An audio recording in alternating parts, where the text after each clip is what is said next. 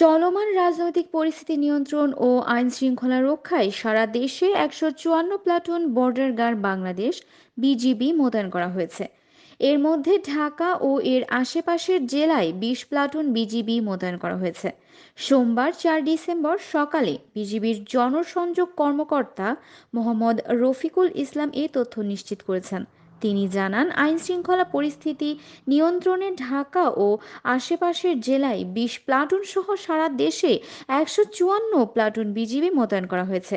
সরকারের পদত্যাগ ও তত্ত্বাবধায়ক সরকারের অধীনে নির্বাচন দাবিতে নবম দফায় ঢাকা সহ দেশব্যাপী বিএনপি ও সমমনা দলগুলোর ডাকা ৪৮ ঘন্টার অবরোধ চলছে।